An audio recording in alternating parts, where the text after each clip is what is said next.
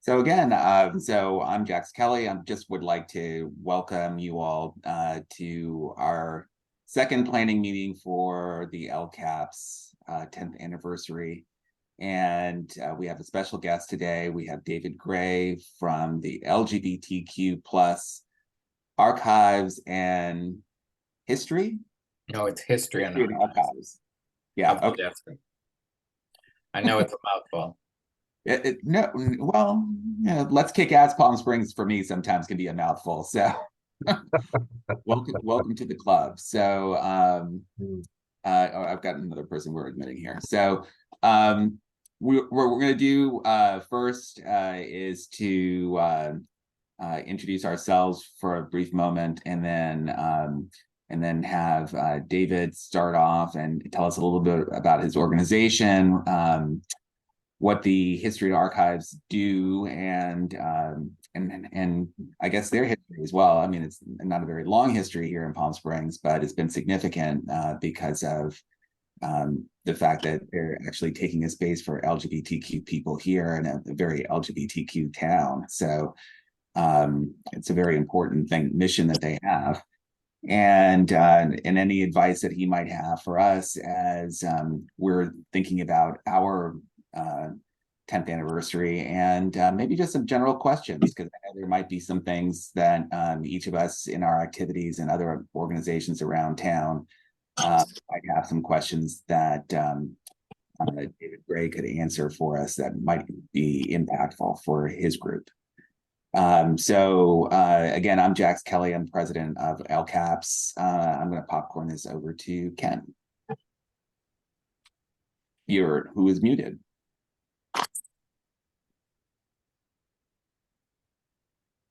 Okay, I'm Ken, and I send out newsletters and things and try to get a lot of people to come to these meetings. Thank you, Ken. And succeeds. Jim, you want to introduce yourself? Hi, I'm Jim Geiger. I have been a member of Kick-Ass for, gosh, well over a year now. And it's so encouraging to, be part of a group that's growing and has a mission that I personally can attach myself to. And I'm excited that you're at the 10th anniversary, and don't know where my expertise will fit in, but we'll figure it out. Thank you. David Smith? One moment here. Yes. Hi, this is David, and hi. I'm making dinner. I've joined, I've been a member for years. I'm not sure how many. I've really enjoyed it. I found it's the most sociable and friendly group I've met since I moved to the Coachella Valley over 12 years ago. And I've enjoyed having my pool parties every June. And today was soccer at the Polo Club. 4 games went on. We had a great time, got sunburned, but it was lots of fun. Seeing live soccer, first time in my life. Wow. Hey. Well, thank you for joining us, David. Yes. So I will give the floor to David and tell us about your organization.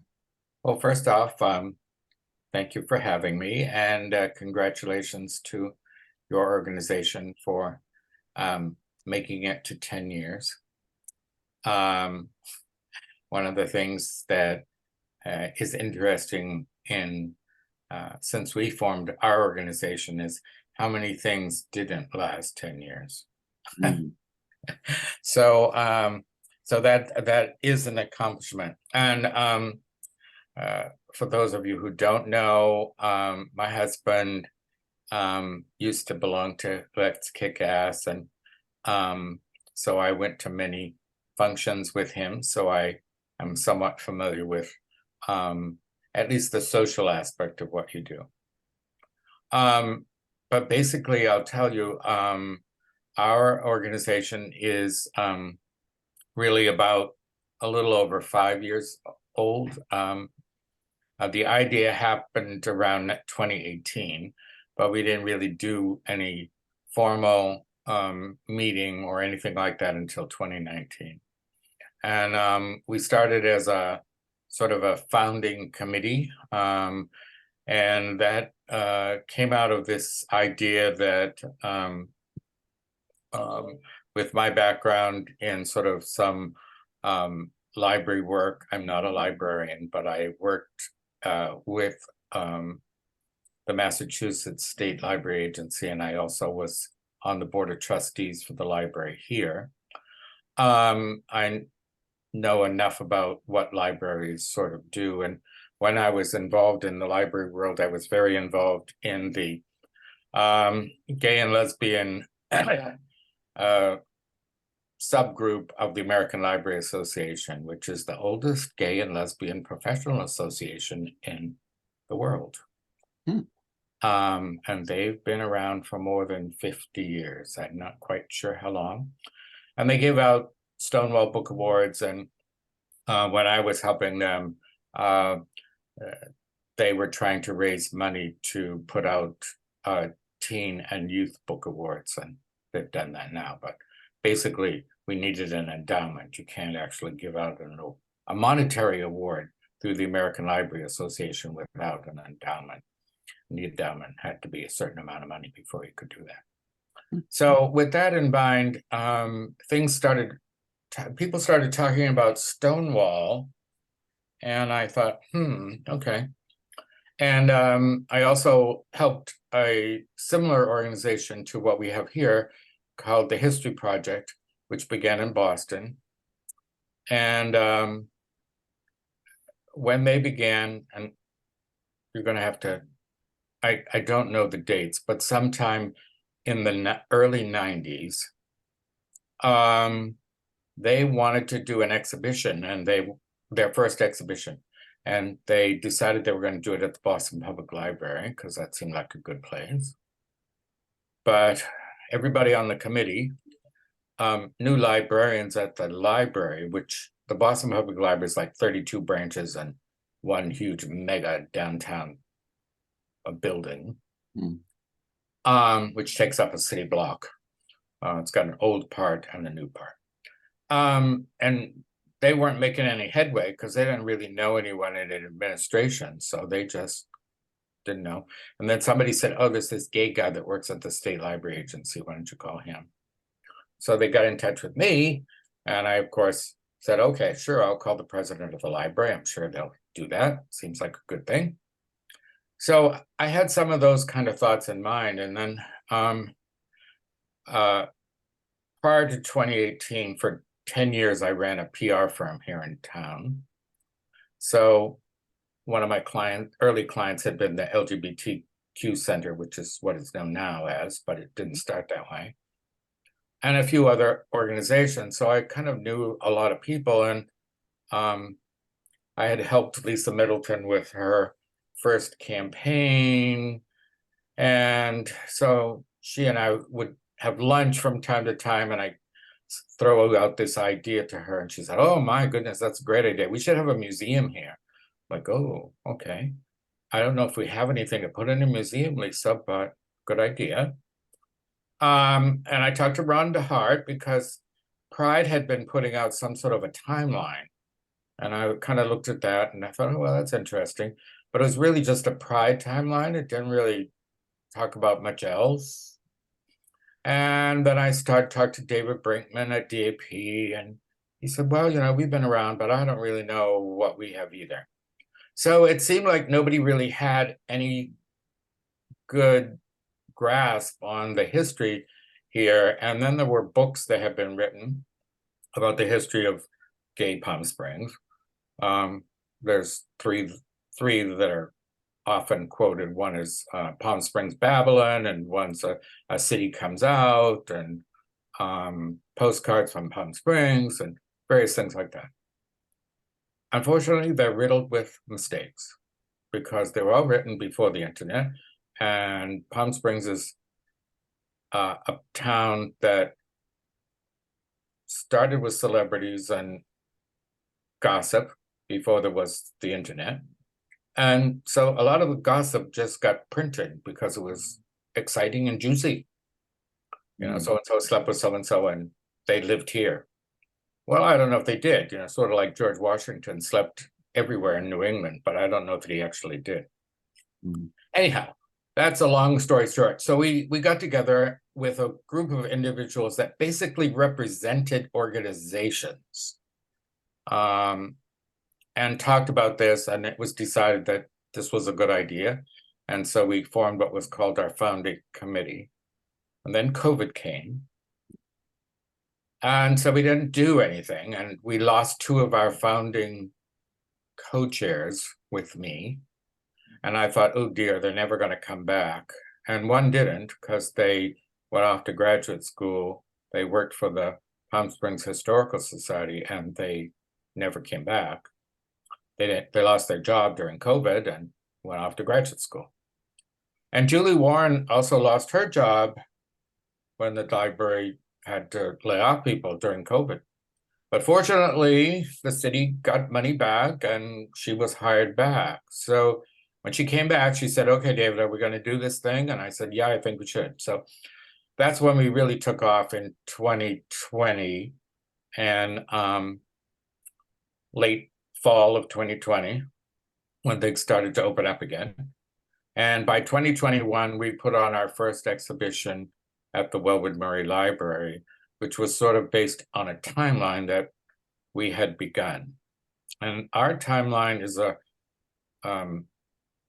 takes information from lots of places, but it's basically a working document, but it's not a public document. And so that was our first exhibition. That seemed to go well. The city supported us. And after that, then individuals started to contact us and say, you know, I have some pictures, or I have some old newspapers, or I have some old magazines, or I have this or that. Would you like them? And of course, we took them, and even in that very early period, we decided to focus in on what is our mission going to be. And so our mission and vision is really to collect, protect, preserve, and share with anyone who's interested the LGBTQ plus history of the Coachella Valley. We are not a organization that's telling the story of New York or Los Angeles or San Francisco. There were plenty of other archives and organizations doing that already, but it seemed like no one was telling our story, and you know, kind of known as a gay place, and yet we didn't really have any documentation anywhere, really. So that's how our vision began, and then we started collecting things that fit into that category. We have, at the moment, since 2020, I guess is when we got our first donation of things, we now have about 1,000 individual actual items in the collection, and they range from everything from paper, which would be publications, newsletters, programs, posters, photographs, but lots of paper things. And we also then have what are known as, in the museum world, textiles. So things like t-shirts, hats, costumes, leather items, anything that is sort of a textile thing. And then we have what is kind of like a miscellaneous. So things like souvenir pins, plaques, political pins, anything that doesn't really fall into paper or what is kind of a textile item. And then, you know, a few just odds and ends. And then the fourth thing would be audiovisual electronic. So film, videotapes, CDs, things that are just sort of digitized disc, not even digitized disc, but just in the cloud. So like that. So those are the kind of things that we have begun to collect. And as we do that, then we are able to document various events and also know where things are. So as a subset of the timeline, we also have a listing of bars and restaurants and gay places, like a bathhouse or something. That's not a bar, it's not a guest house, it's not a restaurant, but it's a gay place. And of that, we've gotten, we know that now many of these were just different names in the same place, an address maybe, but we have probably over 150 bars and guest houses, and maybe 250 if you count the guest houses. Going back as far as the 50s, 1950s, through, of course, current date. Gets a little iffy after the 2000s, whether a restaurant is considered a gay restaurant. Before the 2000s, there were lots of restaurants that were considered gay restaurants, and straight people didn't really go there, and gay people were much more comfortable in those places.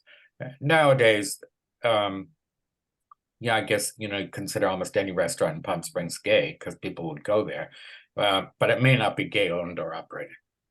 So that's kind of a little bit about our organization. And so we do not have a museum, whether we will or won't.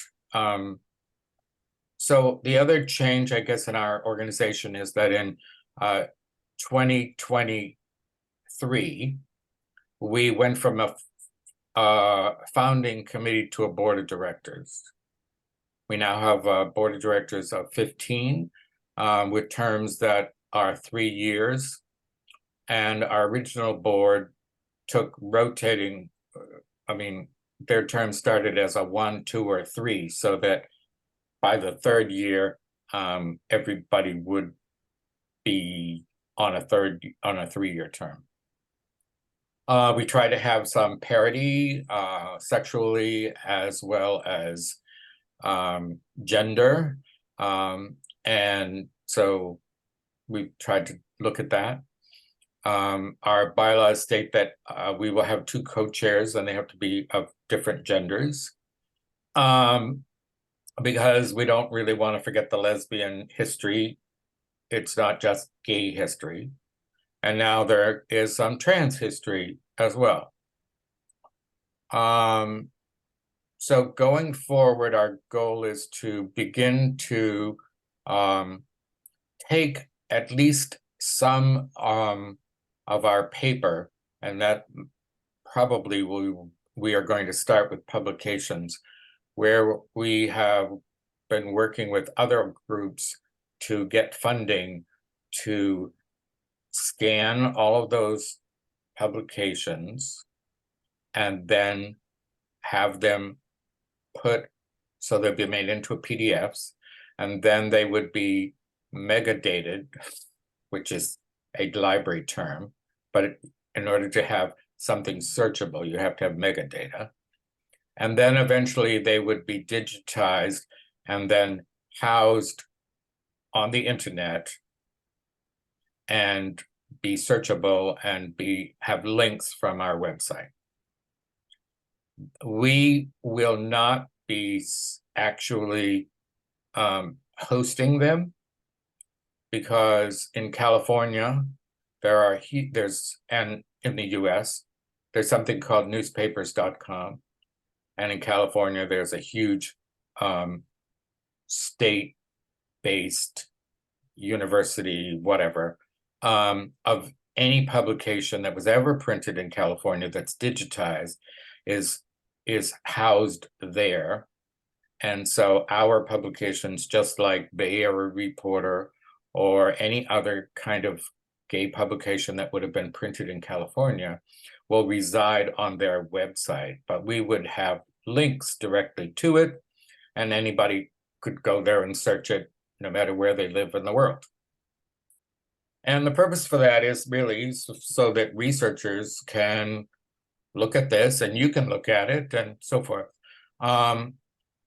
We are working with a group called Deserted Films, not Desert Films, but Deserted.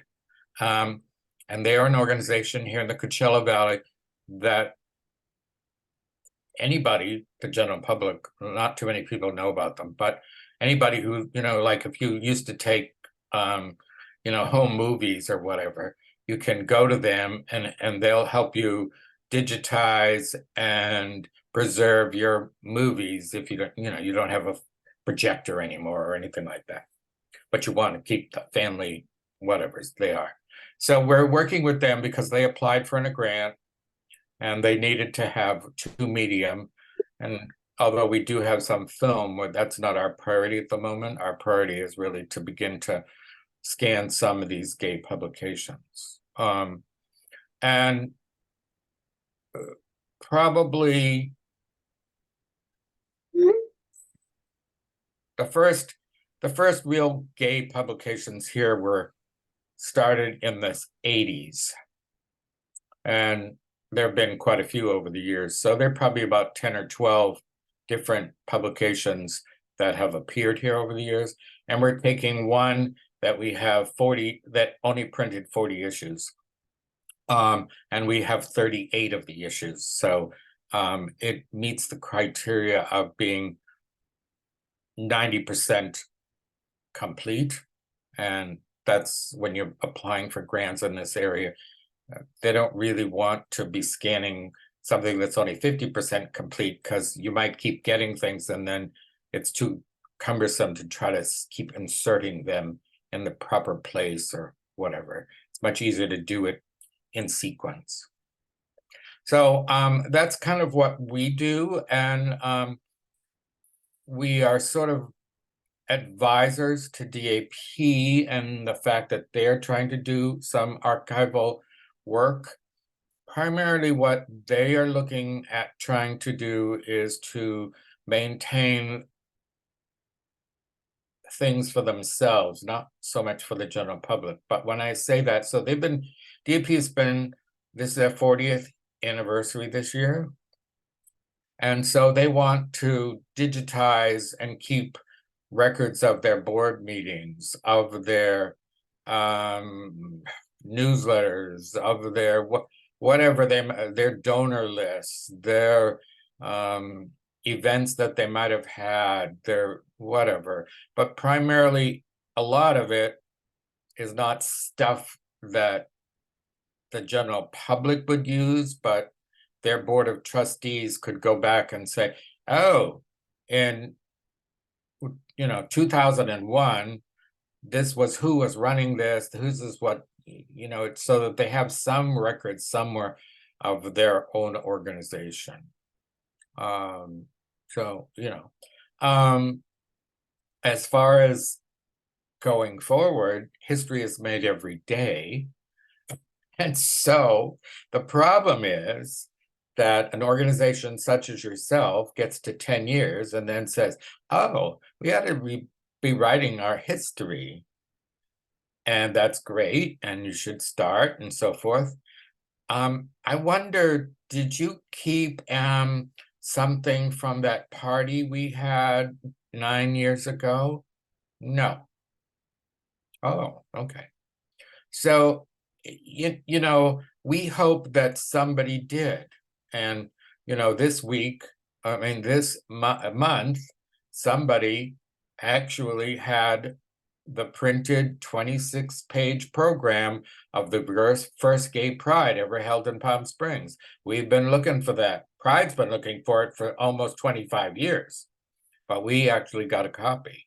And we know a poster exists. It exists. Somebody gave a poster to the archive in Los Angeles, but we don't own it. So we have rights to reprint it, and we could show it, but we don't actually have it in our collection. But now we have the program. What's in that program? The first proclamation ever made for a Pride Day by the mayor of Cathedral City. Cathedral City could not find that proclamation. They knew it had been made. They didn't have a copy. So those are things that, and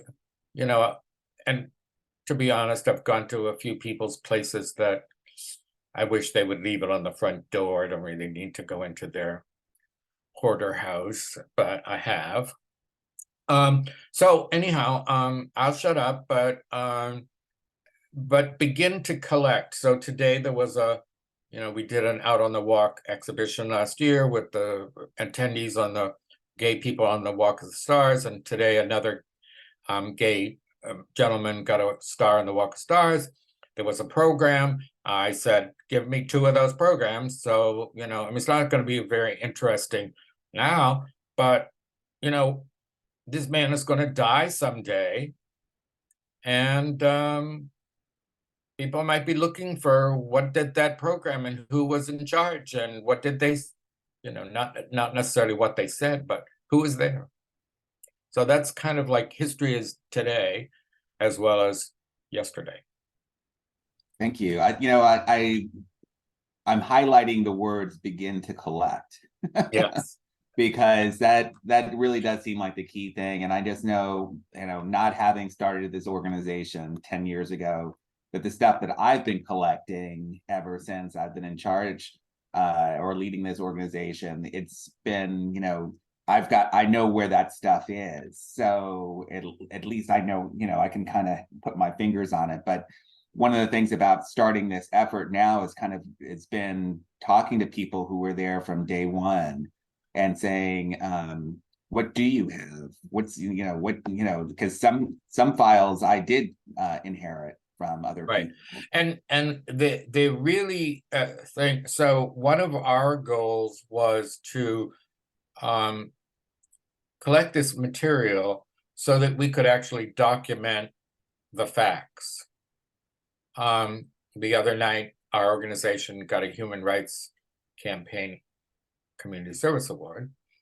And one of the things I said in my remarks was that we were just given a bottom line from 1995. And in that bottom line, there was a very small paragraph, but it told when the HIV special care unit opened at Desert Hospital. And after me, somebody else got an award, and they weren't there, but their comments were written, and they said, or something about them was said, that they helped build it in the early 90s. I doubt that. So that's their memory not being correct. They didn't build it in the early 90s, maybe the mid 90s, but if it opened in November of 1995, we know that it was not constructed until 1995. So those are the things that are helpful by getting what we would consider fairly primary sources. Now, you can't always read everything you read in the paper, so that's another issue. But more than likely, advertisers, i.e. bars, restaurants, businesses, when they advertise, more than likely their ad address, the time they were open or closed, is correct, because they wouldn't be paying for an advertisement. So advertisements are really important because they document when something existed, and when it no longer shows up, you can assume they're no longer in existence. Because people say, well, when did that close? Well, closings aren't usually documented very well, but if there's no more advertisements and no more listings, you can pretty much determine by at least a few months to a year as to when things weren't operating anymore. Often openings are noted. So a lot of people would say that, they'd run an ad that would say coming soon, and then pretty soon, 3 or 4 issues later, they're open. So you can pretty much document it is. And it might even say who was in charge, or who the managers were, or who these people were. And that's really important too, because early in our history, even here, before the 90s, often people didn't use their full name. So they would be, the DAP newsletters from the 80s, they have, John P, David C. Well, that's going to be really hard for us to figure out who are all these John P's and David C's, because there's no last names. And so people weren't out, so they just didn't want their names printed. Is there, besides collecting, is there some kind of advice that you would give for an organization celebrating their 10th in terms of, well, I think a short history that can be written is very interesting. So I go back to this first Pride program in Palm Springs. So it was sponsored by the DBA, and the DBA was 5 years old at that point in time. And so somebody wrote a little history of DBA in those 5 years, and it lists every president and a little bit about what people did. So, David Powell said, well, that's really helpful, because we don't really have that. We think, there's all these people that think, oh, I think so-and-so did this, and I think so-and-so did that, because they've been living here. But they didn't really, but for definitive, we didn't really know. So now you can sort of know, but I think it is important to write something down. Modern Men, who's also celebrating 10 years, did that. So they had some man write down their history. It's about 2 pages. They gave it to us. We've scanned it. And I don't remember when we got it. I would say it was sometime last summer. And the man's dead now. So if he hadn't written that down, they'd be going to all their members trying to figure it out. Right. And with so many organizations, people come and go. They don't have long history, and so they don't really remember. PSLOD likes us but hates us, because we found out that they started before they said they started, and so they're all in dither, because all of their documents, everything says when they started, and they actually had things happening here that were 2 years before that. Now, the only thing we can assume is that they were incorporated, which we know they were, in the year that they said they started, but that wasn't actually their beginning. So, I'm not here to tell them what to do about that, but people are surprised when we find things that sort of correct what they assumed was correct. Right. And so I'm not sure when, but our boards also talked about, it won't be this year, but maybe next year or the year after, I don't know. We try to do an exhibition every year around Pride. And we are believing that we will, at least within 2 years, have enough information to have an exhibition on debunking gayness in Palm Springs. Because there are a lot of them. And we will be able to more or less prove that they were just rumors. I know Julie in an email had mentioned that she wanted to get our logo. Correct. What are you doing with logos for anniversary year? So usually every year, so we started this about 3 years ago, where we make a poster and have it usually displayed in our exhibition, and just sort of says congratulations to organizations celebrating significant anniversaries this year. Mhm. And so they start at 10 and go to whatever. Okay. And so we use the logo in that way. And second of all, we also give a certificate of congratulations to the organization if we can figure out an appropriate time to do such. Okay. And I would imagine So you we would want- give you a certificate that says congratulations, 10 years, blah blah blah. But we'd want your logo for that. But you probably would want to certify that we actually did the 10 years, right? Well, if you all of a sudden, we- like the SLOD found out that we missed the mark, then yeah, I mean, if you actually have some proof that you want to share with us, that's great. Otherwise, most organizations, we sort of take your word for it because you know, we're not in the business of trying to disprove you. We're just trying to get it correct. Now, what is confusing to many people is that they will say, this is our 10th year. And is that like a birthday? You mean that you started on January 1st of 2014, or did you start sometime in 2014 and you're just saying this is our 10th year? So, so that's become a little confusing because we honored something and then somebody came back and said, oh, well, this is our whatever. And we were like, well, I know, but we just did that last year. And so you can't no double dipping twice, I mean, so a public, so GED, I think, or somebody says, this is our 10th year. Okay, that's fine. But when was your first issue? That's what we count as that's your birthday. Right.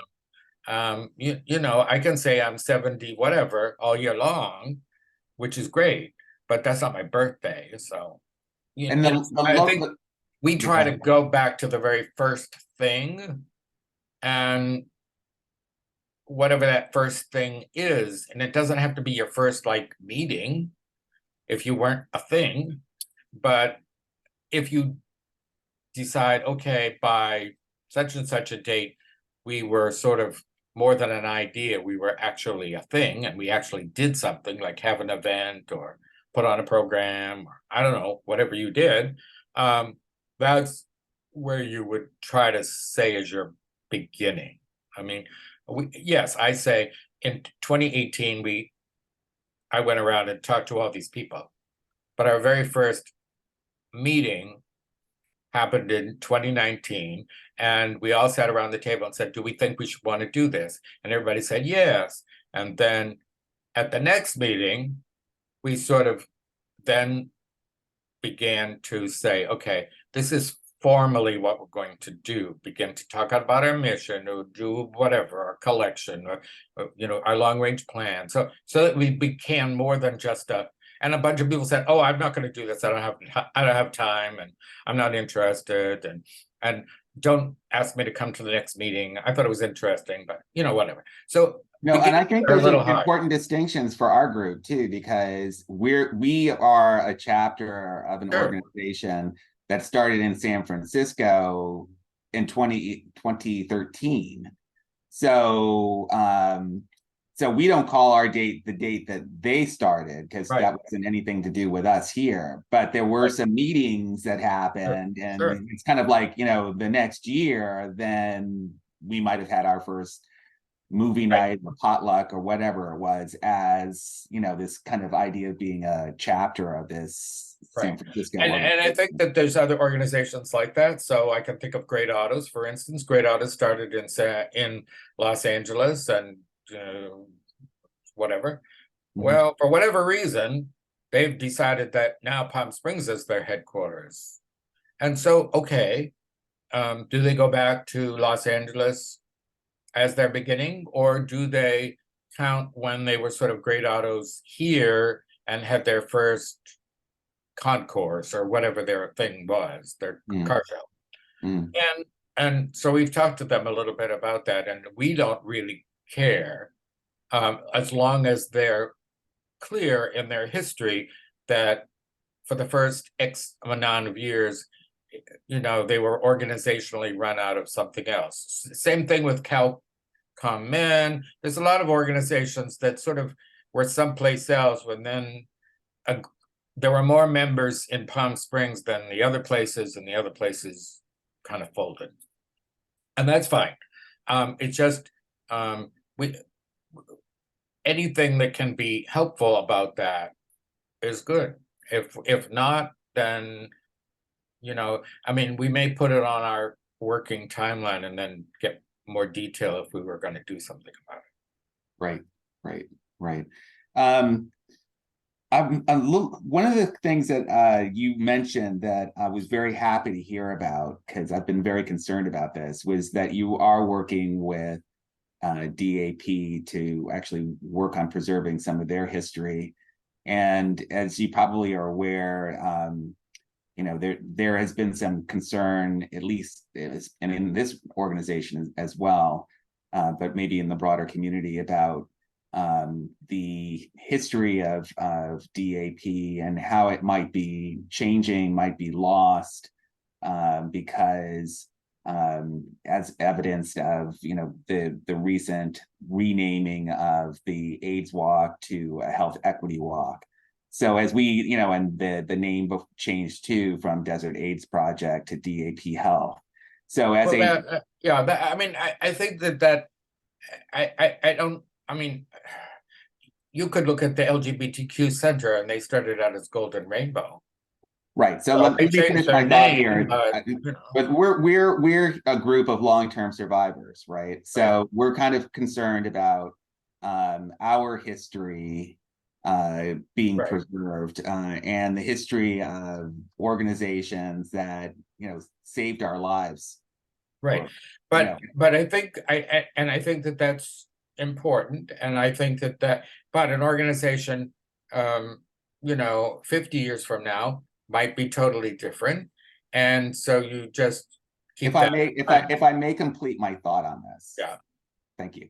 So there's a lot of history of the early days of HIV/AIDS in the Coachella Valley that is probably in the file cabinets, on the walls, in storage rooms over at DAP. And as the organization moves further and further away from the health care of people who are living with AIDS, what's going to happen to all of that documentation, all of that textile, all of those sculptures, all of that history? Right. And it sounds from what you're saying that that's at least a thought in their head. Whether or not they want to preserve it for the public is another question, but at least they're starting to think about some kind of preservation.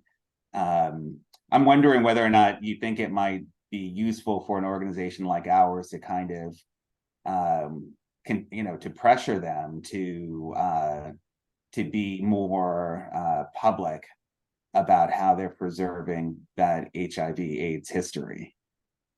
Well, I think they're in the early stages, and so I can't really speak for them.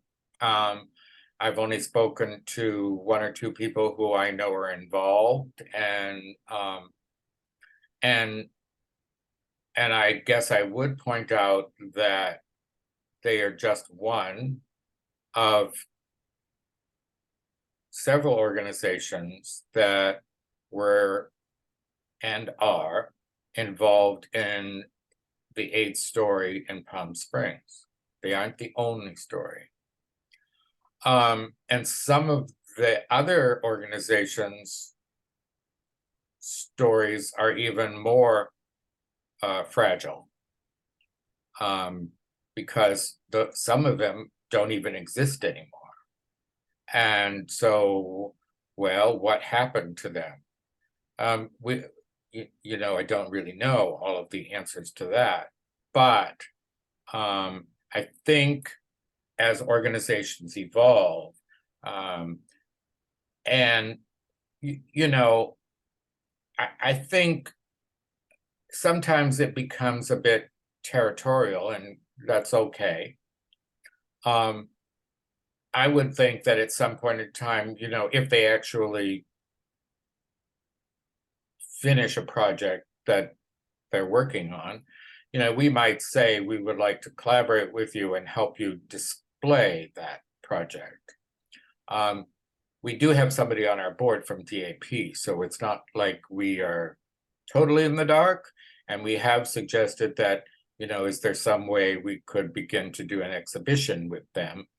And at the moment, they're not quite ready or willing to do that. Because they're just a bunch of volunteers too. So, you know, I think their board is interested in this project, but I'm not sure that they have figured out what the project will be and are just now trying to go through old records and see what they can come up with.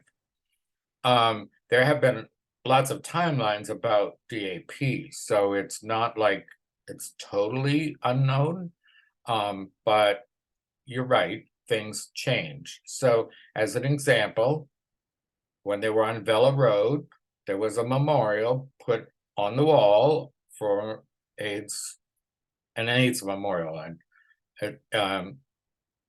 And I know anyone could put a name on there, but I don't know how they could put a name on there. I don't know if it was money involved or whatever. I haven't really researched that. But what happened to that wall when they moved to the news building? So that happens all the time. So yes, organizations need to keep that in mind. You know, there in the original Desert Pride Center, there was a gay library. When that center closed, the library was put somewhere in a storage locker, never to be seen or found again. Mm. So when the new center took kind of over, the current center we have, we said, various people who were involved with it said, are you going to take over the library? And they said, no, we don't have space. So they didn't take over that library. And that, as far as I know, the libraries, I don't know what happened. Nobody seems to know. And so yeah, things get lost, things disappear. And, you know, maybe that's how you find a discovery 20 years later. But, you know, you would like to know where it's going to be. Now, long term within the city, there's discussions with us, the Historical Society, the library, where will we eventually get archival space? Because right now we just rent what's basically our air conditioned and heating locker space, basically, self-storage kind of thing. And although it seemed like a big space when we rented it, now we're kind of running out of that space. So, but you know, so I don't have all the answers, but I do think that beginning to think about things and collecting. The other thing is, we have talked to people and are encouraging some people that you could make a promised gift to us.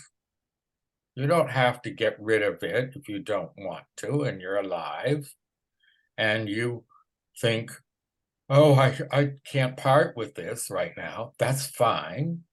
We would like it as a promise gift that at some point in time, whenever you decide, either prior to your death or at your death, that it would then become the property of the archive. It doesn't have to happen right now.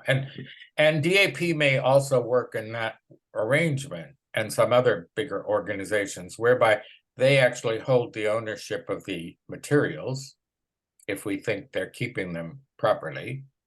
And then if we should wish to use them in some way, then they would lend them to us, like a museum does. You know, if you want to have an exhibition on so-and-so and you don't got all their paintings, you look around the country to see where you can get some, and you hope to work out arrangements whereby you have assurance, you bring them to people to see, and when the exhibition is done, they go back to the owner. whether it's a personal collector or a museum or somebody else. So we do that as well. So our exhibitions, you know, people have constantly said to us, well, is this going to be permanent? And we have to always say no, because we don't, everything we have in this exhibition is not ours. Somebody has lent this stuff to us. I know we're approaching the end of our hour. I just want to make sure. So those have to be considerations as well. You don't have to give everything away. But if you, like Modern Men, decided we don't really want to keep this, and it would be safer, and we want it as a collection, then yeah, we'll talk to somebody about that. Right. As we come close to the end of our hour, I just want to give an opportunity to Jim, Arl, and David, who've been patiently been kind of quiet here, whether or not they have a question they'd like to give to David Gray. I see Jim's coming on board. David, I know, the passion that you have put into the effort and the mass of ephemera and data that exists, and all of the storage requirements and the online ideas. I've been there before, and thank you for carrying that torch forward. It's just in some ways and so indicative of our society that we don't honor our own past. We're always pushing forward until somebody asks, oh, what happened to that piece of memorabilia from 1980? Why don't you have that? So it's always a balancing act, and I've been there with Gay Men's Chorus Los Angeles, so I know of what you speak, and thank you. Yeah, so we have to grapple with that question, and our acquisition committee has to make those decisions. David, did you have a question? No, not really. Thank you. Okay, thanks. So just as one more example of how things like that would work. So I don't know how many of you have ever heard of Melinda Tremaglio, but she was a lesbian who was very active in the political scene and social scene for, well, she's close to 80, and I suppose certainly 40 plus years, maybe more than that. And she was active in Hollywood and then moved here. And she is unfortunately not able to manage her affairs anymore, and she's in a long-term care facility. And so her conservator, and just by happenstance, a man who bought her mobile home and said, oh my God, look at all this stuff. I don't know who this woman was, but it shouldn't be thrown away. Found us. And so we were given an enormous amount of things, like just stuff, boxes and boxes of things. And she ran TV shows. So yes, we have beta tapes and things like that. But we also were given scrapbooks of her personal photographs. And to be honest, we're not really interested in her personal photographs. We'd like to keep copies of all the awards she got, if we know anything about the awards, but then that takes somebody to research them. Or we might, whatever, she was president of NOW, and so that's important for Palm Springs and whatever. So when you get a big collection, and when I say big collection, I think we got 40 boxes. You have to take baby steps. And so the first thing that we do when we get that is that we have a deed of gift that goes back to whomever gave it to us, either her conservator or this gentleman who bought her house with everything in it. So basically he owns this stuff. She does not. And that deed says basically it now belongs to us.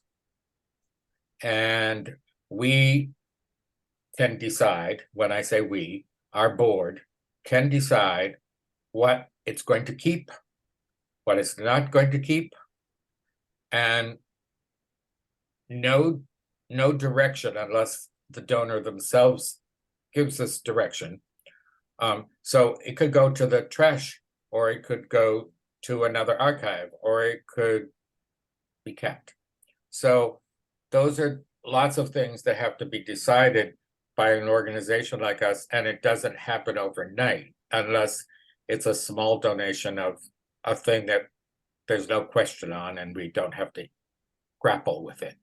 But grappling with big donations can be difficult, and especially here where people moved here from somewhere else, so they have all this stuff from Chicago, or they have this stuff from Milwaukee or whatever. And we're not really collecting that. But yet, at some point, you know, if somebody became a nationwide renowned LGBT history expert in something, would we want all of their books and all of it?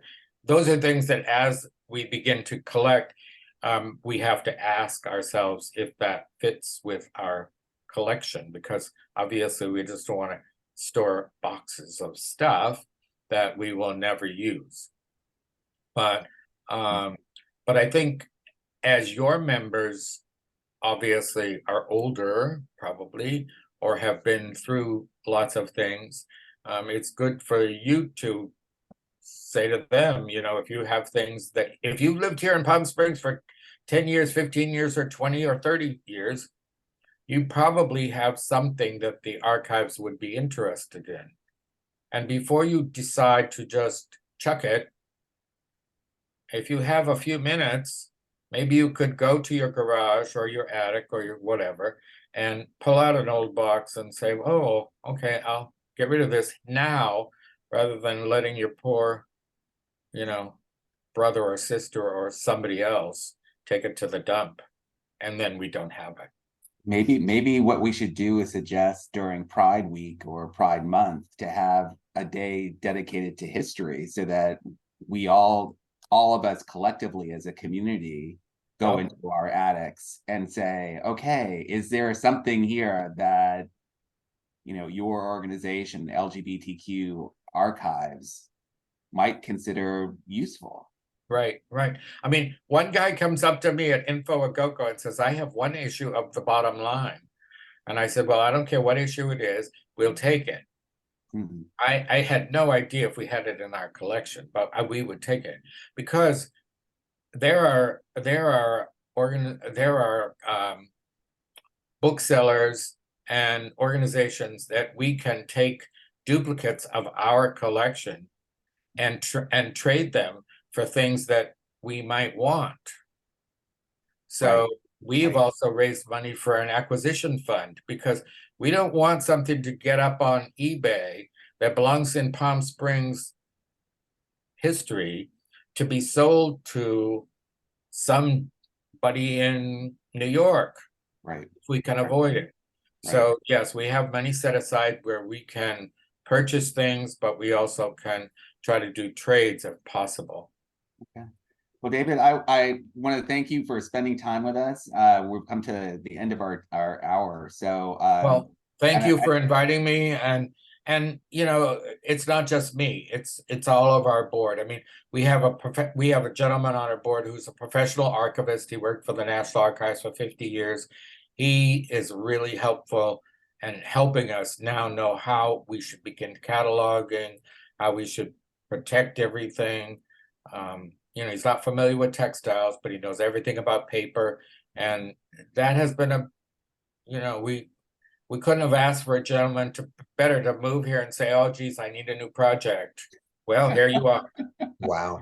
And congratulations again on your Human Rights Award. That's so great. So again, okay, and so send us your logo, and if you're going to have some kind of a party or some thing, give us, you know, a month's notice, and we will come and present something to you. But you know, at the moment, I don't know what our programming will be for the year. The programming committee is still working on that. All right. Well, we will definitely be in touch. Thanks again. Okay. Thank you. Take care, everybody. Bye-bye.